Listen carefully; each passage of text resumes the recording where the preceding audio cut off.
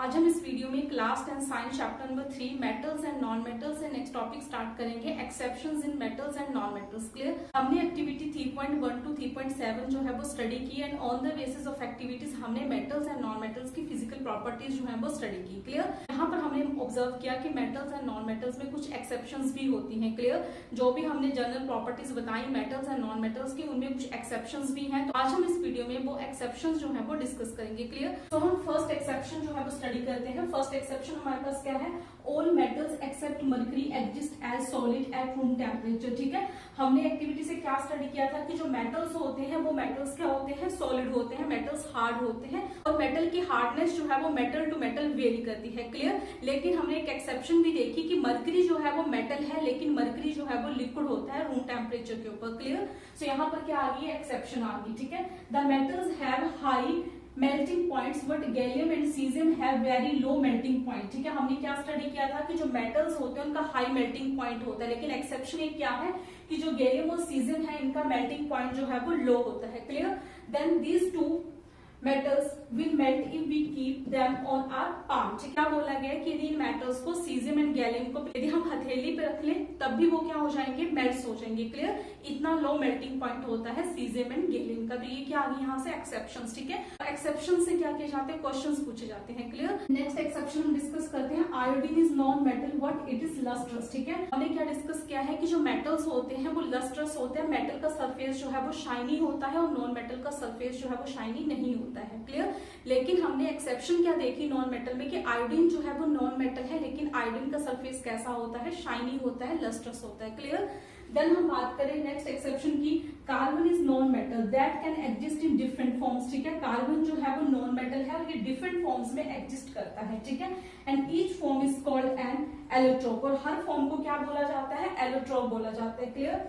Diamond and allotrope of carbon is the hardest natural substance non and has very high melting and boiling point. ठीक है। लेकिन अब यदि carbon non metal है तो means diamond जो है वो भी क्या होगा? नॉन मेटल होगा।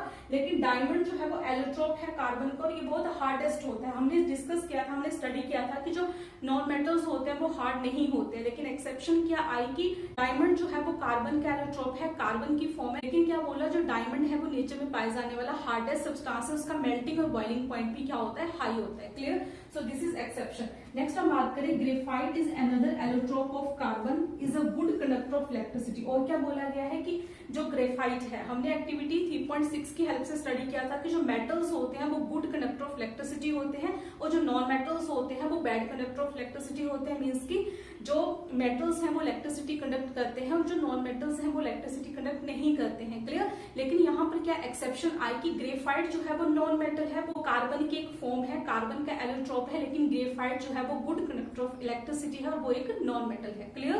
देन हम नेक्स्ट एक्सेप्शन डिस्कस करते हैं।